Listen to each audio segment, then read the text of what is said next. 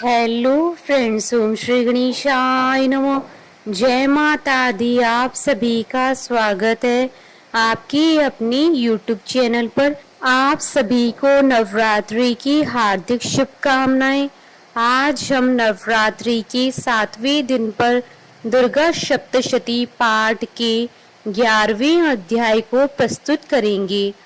Friends, video शुरू करने से पहले आपसे रिक्वेस्ट है, अगर आप हमारे चैनल पर नए हैं और आपने अभी तक चैनल को सब्सक्राइब नहीं किया है तो प्लीज़ सब्सक्राइब कीजिएगा चैनल को, साथ ही प्रेस कीजिएगा बेल आइकन को, जिससे नए वीडियो से रिलेटेड नोटिफिकेशन आपको तुरंत प्राप्त हो सके। और वीडियो पसंद आने पर वीडियो को लाइक और शेयर जरूर कीजिएगा, ताकि सभी भक्तों को इस वीडियो का लाभ प्राप्त हो सके।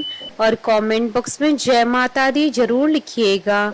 या देवी सर्वभूतेषु शक्ति रूपेण संस्थिता नमस्तस्यै नमस्तस्यै नमस्तस्यै नमो नमः। 11वां अध्याय प्रारंभ। देवताओं का देवी की स्तुति करना और देवी का देवताओं को वरदान देना। महर्षि मेधा कहते हैं, दैत्य के मारे जाने पर इंद्रादि देवता अग्नि को आगे करके कात्यायनी देवी की स्तुति करने लगे। उस समय अभीष्ट की प्राप्ति के कारण उनके मुख खिले हुए थे। देवताओं ने कहा, हे शरणागतों के दुख दूर करने वाली देवी, तुम प्रसन्न हो। हे संपूर्ण जगत की माता, तुम प्रसन्न हो। विंध्येश्वरी, तुम विश्व की रक्षा करो, क्योंकि तुम इस चर और अचर की ईश्वरी हो। हे देवी, संपूर्ण जगत की आधार रूप हो, क्योंकि तुम पृथ्वी रूप में भी स्थित हो और अत्यंत पराक्रम वाली देवी हो। तुम विष्णु की शक्ति हो और विश्व की बीज परम माया हो, और तुमने ही इस संपूर्ण जगत को मोहित कर रखा है। तुम्हारे प्रसन्न होने पर ही यह पृथ्वी मोक्ष को प्राप्त होती है। हे देवी, ये संपूर्ण विद्याएं तुम्हारे ही भिन्न भिन्न स्वरूप हैं। इस जगत में जितनी स्त्रियां हैं वह सब तुम्हारी ही मूर्तियां हैं। एकमात्र तुमने ही इस जगत को व्याप्त कर रखा है। तुम्हारी स्तुति किस प्रकार हो सकती है, क्योंकि तुम परम बुद्धि रूप हो और संपूर्ण प्राणी रूप स्वर्ग और मुक्ति देने वाली हो। अतः इसी रूप में तुम्हारी स्तुति की गई है। तुम्हारी स्तुति के लिए इससे बढ़कर और क्या युक्तियां हो सकती हैं।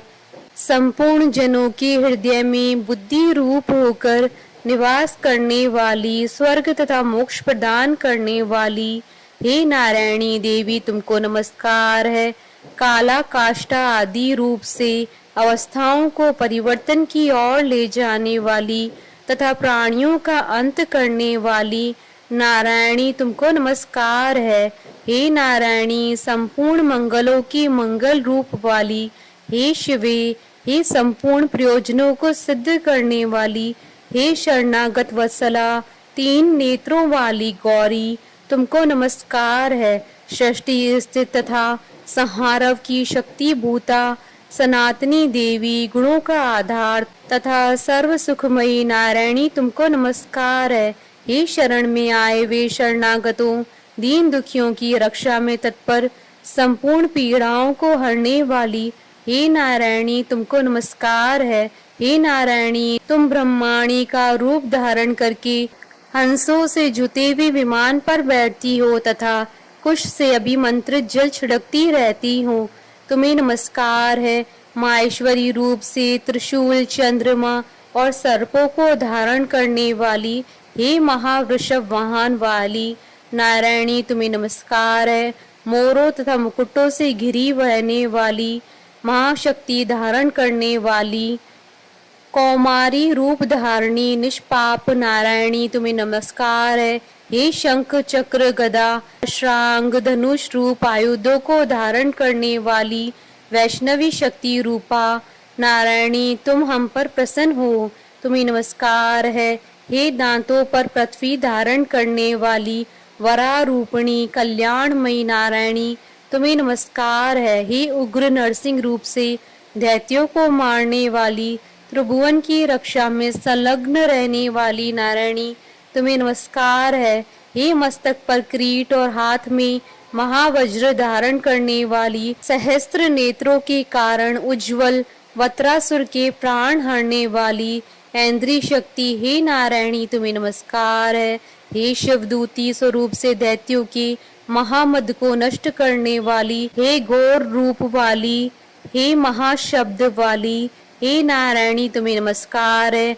दाढ़ों के कारण विकराल मुख वाली, मुंडमाला से विभूषित मुंडमर्दनी चामुंडा रूपा नारायणी तुम्हें नमस्कार है। हे लक्ष्मी, लज्जा, महाविद्या, श्रद्धा, पुष्टि, स्वदा, दूर्वा, महारात्रि तथा महाविद्या रूपा नारायणी तुमको नमस्कार है।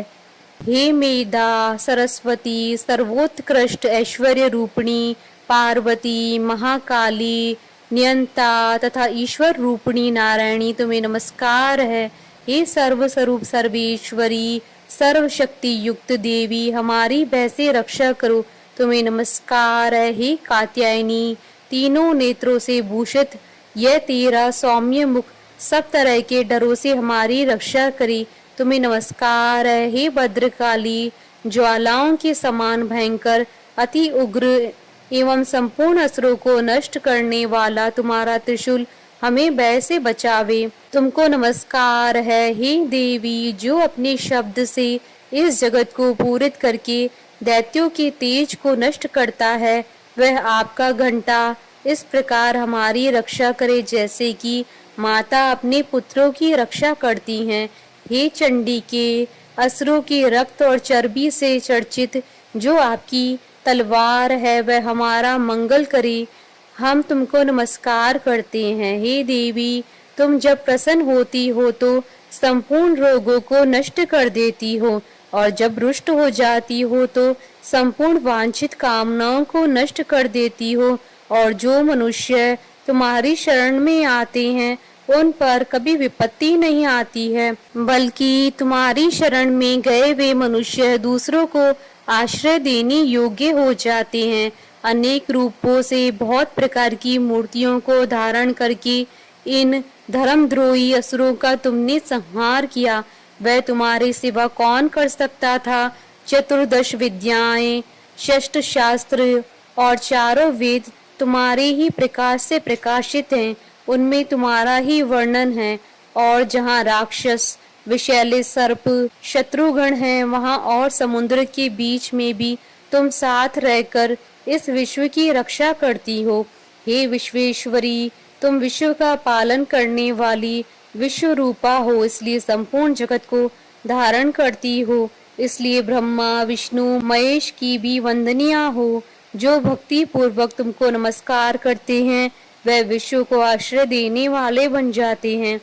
हे देवी, तुम प्रसन्न हो और असुरों को मारकर जिस प्रकार हमारी रक्षा की है, ऐसी हमारे शत्रुओं से सदा हमारी रक्षा करती रहो।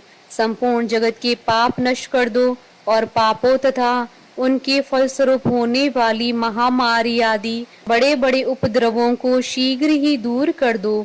विश्व की पीड़ा को हरने वाली देवी, शरण में पड़े हुए पर प्रसन्न हो। त्रिलोकी निवासियों की पूजनीय परमेश्वरी, हम लोगों को वरदान दो। देवी ने कहा, हे देवताओं, मैं तुमको वर देने को तैयार हूँ। आपकी जैसी इच्छा हो वैसा वर मांग लो, मैं तुमको दूंगी। देवताओं ने कहा, हे सर्वेश्वरी, त्रिलोकी के निवासियों की समस्त पीड़ाओं को तुम इसी प्रकार हरती रहो और हमारे शत्रुओं को इसी प्रकार नष्ट करती रहो। देवी ने कहा, वह वास्तव मनवंतर के 28वें युग में 2 और महाअसुर शुंभ और निशुंभ उत्पन्न होंगे। उस समय मैं नंद गोप के घर से, यशोदा के गर्भ से उत्पन्न होकर विंध्याचल पर्वत पर शुंभ और निशुंभ का संहार करूंगी। फिर अत्यंत भयंकर रूप से पृथ्वी पर अवतीर्ण होकर मैं वैप्रचित नामक दानवों का नाश करूंगी। उन भयंकर महाअसुरों को भक्षण करते समय मेरे दांत अनार पुष्प के समान लाल होंगी। इसके पश्चात स्वर्ग में देवता और पृथ्वी पर मनुष्य मेरी स्तुति करते हुए मुझे रक्त दंतिका कहेंगे। फिर जब 100 वर्षों तक वर्षा न होगी तो मैं ऋषियों की स्तुति करने पर आयो निज नाम से प्रकट होंगी और अपने 100 नेत्रों से ऋषियों की ओर देखूंगी। अतः मनुष्य सताक्षी नाम से मेरा कीर्तन करेंगे। उसी समय मैं अपनी शरीर से उत्पन्न हुए प्राणों की रक्षा करने वाली शाकों द्वारा सब प्राणियों का पालन करूंगी और तब इस पृथ्वी पर शाकंभरी के नाम से विख्यात होंगी और इसी अवतार में दुर्ग नामक महाअसुर का वध करूंगी और इससे मैं दुर्गा देवी के नाम से प्रसिद्ध होंगी। इसके पश्चात जब मैं भयानक रूप धारण करके हिमालय निवासी ऋषियों महर्षियों की रक्षा करूंगी, तब भीमा देवी के नाम से मेरी ख्याति होगी। और जब फिर अरुण नामक असुर तीनों लोगों को पीड़ित करेगा, तब मैं असंख्य भ्रमरों का रूप धारण करके उस महादैत्य का वध करूंगी। तब स्वर्ग में देवता और मृत्यु लोक में मनुष्य मेरी स्तुति करते हुए मुझे भ्रामरी नाम से पुकारेंगे। इस प्रकार जब जब पृथ्वी राक्षसों से पीड़ित होगी, तब तब मैं अवतरित होकर शत्रुओं का नाश करूंगी। इति श्री दुर्गा सप्तशती पाठ का 11वां अध्याय संपूर्ण हुआ। जयकारा माँ माईदा बोलिए सच्चे दरबार की जय। हमारे साथ इस वीडियो में अंत तक बने रहने के लिए आपका धन्यवाद। ओम श्री गणेशाय नमः। जय माता दी।